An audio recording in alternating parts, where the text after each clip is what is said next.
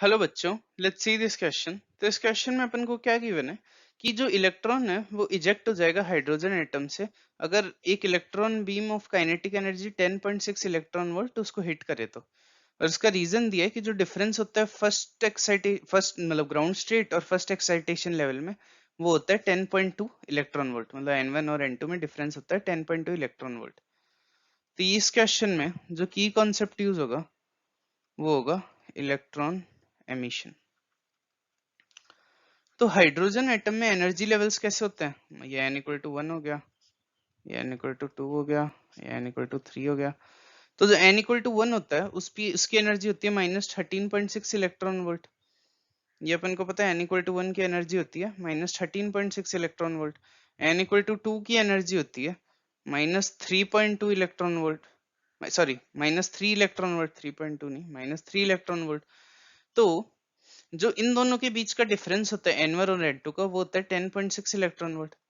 तो अगर अपन कोई उसके ऊपर बीम डालेंगे जिसकी एनर्जी है 10.6 इलेक्ट्रॉन वोल्ट, तो उससे इलेक्ट्रॉन ग्राउंड स्टेट से एक्साइट होके फर्स्ट एक्साइटेड स्टेट में चला जाएगा, लेकिन इजेक्ट नहीं होगा उससे इलेक्ट्रॉन। क्योंकि इलेक्ट्रॉन को इजेक्ट करने के लिए अपन को चाहिएगी 13.6 इलेक्ट्रॉन वोल्ट एनर्जी। मतलब जितनी ग्राउंड स्टेट की एनर्जी होती है उसको काउंटर करने के लिए उतनी एनर्जी चाहिए होगी। तो ये ऑप्शन जो है, असर्शन जो है, वो इनकरेक्ट हो जाएगा।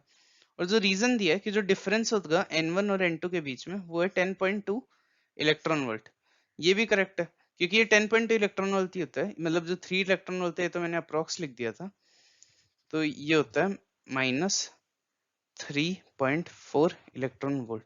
मतलब n इक्वल टू 1 पे तो इसकी एनर्जी होती है -13.6 इलेक्ट्रॉन वोल्ट, और n इक्वल्स टू 2 पे इसकी एनर्जी होती है -3.4 इलेक्ट्रॉन वोल्ट। तो इन दोनों के बीच का जो डिफरेंस होगा वो आ जाएगा 10.2 electron volt.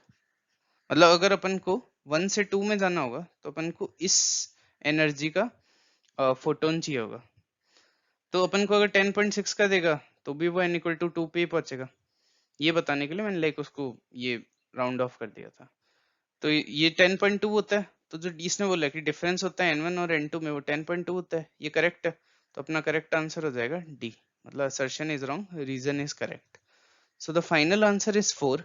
Hope you understand it well. Best of luck.